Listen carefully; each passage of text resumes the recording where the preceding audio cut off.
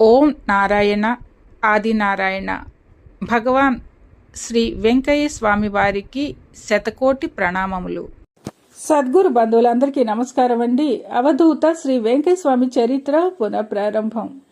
ఆమె దయ వలన వెంకయ్య స్వామి వారి చరిత్ర దొరికింది. అది పారాయణ చేశాక శాంతి కలిగింది. తర్వాత స్వామివారి 3వ ఆరాధనోత్సవం రోజున సమాధి నుండి నడుం వరకు స్వామి దర్శనమిచ్చి, ఇక్కడేం చూస్తావు, అందరిలో నన్ను చూడు అన్నారు. కొంతకాలానికి అతనికి గుండె నొప్పి వచ్చి మందులు పనిచేయలేదు. దానిని తగ్గించి తన సమయం ధ్యానంలో గడిచేలా చేయమని స్వామి సమాధి వద్ద ప్రార్థించాడు. ఇల్లు చేరాక 15 రోజులు అతనికి రక్త విరోచనాలై గుండె నొప్పి తగ్గిపోయింది. ఒకసారి కలలో లక్ష్మీనారాయణి దర్శనం కూడా అయ్యింది. ఆగస్టు 1985 సంవత్సరంలో ఒక రాత్రి సాయి బాబా కలలో కనిపించి,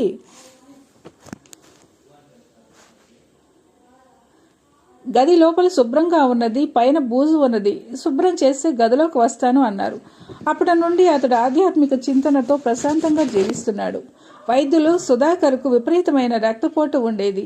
ఆయన పక్షవాతం వంటి ప్రమాదకరమైన జబ్బు చేస్తుందని జీవితాంతము ఉప్పు కారము తినకుండా మందు తీసుకుంటూ ఉండాలని డాక్టర్లు చెప్పారు. అట్టి పరిస్థితుల్లోనే అతడు సాయిబాబా జీవిత చరిత్ర, శ్రీ గురు చరిత్ర, అవధూత లీలా చదివి సమాధిని దర్శించి అక్కడ నిద్ర చేశాడు. నాటి రాత్రి అతనికి ఒక మిత్రుని ఇంట్లో ఒక సాధువుకు తీర్థం ఇచ్చినట్లు కల వచ్చింది. తెల్లవారుజామున నిద్ర లేచి వెళుతుంటే అతనికి, అతని భార్యకు ఆకాశంలో పడమర వైపున ఎర్రని పెద్ద కాంతి పుంజం దర్శనమిచ్చింది. నాటి నుండి క్రమేణా అతనికి ఆరోగ్యం చేకూరింది. జీవి రమణమూర్తి శ్రీ సాయిబాబా జీవిత చరిత్ర పారాయణ చేసి ఎన్నో దివ్య అనుభవాలతో పాటు సాయిబాబాకు స్వామికి భేదం లేదన్న అనుభవాలు కూడా పొందాడు. అతడికి ఒక సమస్య గురించి సందేశం అవధూత లీల తెరవగానే లభించడంతో ఆ గ్రంథ పారాయణ చేశాడు.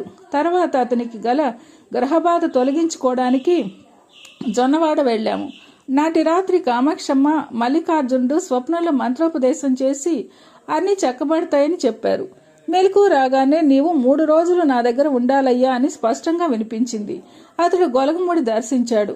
నాటి రాత్రి 10 గంటలకు అతని కాళ్ల వద్ద షిరిడి సాయి వెంకయ్య స్వామి చెరో వైపు నిలబడి అతని వైపు చూస్తూ రా బయటకు అన్నారు. అతనిలో నుండి ఆకుపచ్చని జీర ధరించి రవికిలేని ఒక వికట రూపిణి బయటకు వచ్చి, ఇతనిని విడిచి ఎక్కడికి పోగలను, ఇంకెవరినైనా చూపండి పోతాను అన్నది. వెంటనే సాయిబాబా చేతిలోని సటకాను స్వామి తీసుకుని ఆమె మెడ మీద పెట్టి నెట్టారు. ఆమె కరెంటు సోకినట్లు అరిచిపోయింది. నాటితో అతడి గ్రహబాధ తొలగిపోయింది. తర్వాత అతడు తన టీ కొట్టు అమ్ముకోవాలనుకుంటే సాయి కలలో కనిపించి, అమ్మేస్తే ఏం తినాలనుకుంటున్నావు అన్నారు. అతడు వినకుండా కొట్టు మూసేసి కష్టాల పాలయ్యాడు. అన్నానికి కూడా కష్టమైంది. తర్వాత అతని భార్య గర్భవతిగా ఉండగా కలలో స్వామి నా దగ్గరకు రా, చలనవుతుంది అని చెప్పారు. అతడు అశ్రద్ధ చేస్తే ఆమె గర్భంలోని పిండం చనిపోయి ఆమెకు ప్రాణాపాయ పరిస్థితి ఏర్పడింది. అతడు బాబాను ప్రార్థిస్తే ఆయన కలలో ఆమె గుండెపై హస్తం ఉంచాక ఆమె గండం గడిచింది.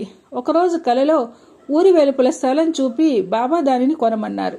అది వ్యాపారానికి అనువైన స్థలం కాదని అతడు అనుకుంటూ ఉంటే స్వామి కలలో కనపడి, నీకా స్థలం వద్దయ్యా, ఆయనకు చెప్పి మరో స్థలం చూపిస్తాలే అన్నారు. తర్వాత మరో రోజు ఇద్దరు స్వప్నంలో మరొక స్థలం చూపి కొనమన్నారు. ఆ స్థలం గల ఆసామి మొదట ఇవ్వనని, తర్వాత 40,000 ఇస్తే తర్వాత రిజిస్టర్ చేస్తానని చెప్పి డబ్బు తీసుకుని చాలా కాలం రిజిస్టర్ చేయలేదు. అందరూ మోసపోయావన్నారు. కానీ అతడు ఈ స్వాములను నమ్ముకొని నిశ్చితంగా ఉన్నాడు. ఒకనాటి ఉదయం ఆ స్థలం అమ్మిన ఆసామి వచ్చి స్థలం రిజిస్టర్ చేశాడు. కంటేపల్లి సుబ్బమ్మ మార్చి 1986 సంవత్సరంలో స్వామి సమాధి మందిరం దగ్గర నిద్ర చేస్తుంది. రాత్రి 2 గంటల ప్రాంతంలో లఘుశంఖ కని వెళ్ళింది. అక్కడ ఒక చెట్టు ప్రక్కన నిలబడి స్వామి కనపడ్డారు. ఆమెకు నోరు పెగలలేదు, కానీ చేతులు జోడించి నిలబడింది. ఇంతలో తూపిలి అనసూయమ్మ గారు నిద్రలేచి వచ్చి ఆమెతో, సుబ్బమ్మ నాకు కళ్ళు సరిగా కనిపించవు, ఆయన స్వామియేనా అంటూ చూపించింది. అనసూయమ్మ స్వామియే, సందేహం లేదు అంటూ నమస్కరించింది. ఇంతలో మరొక నెల్లూరు వాస్తవ్యురాలు కూడా వచ్చి నిలబడిపోయి స్వామికి నమస్కరించింది. ఇంతలో శ్రీ సాయిబాబా లాగా స్వామి మారిపోయారు. ఒకే సమయంలో సుబ్బమ్మ గారికి సాయినాథుడుగాను, మిగిలిన ఇద్దరకు స్వామిగాను 5 నిమిషాల పాటు దర్శనమైంది. అటు తర్వాత ఆ ప్రక్కనున్న సమాధుల వైపు నడిచి స్వామి అదృశ్యమయ్యారు.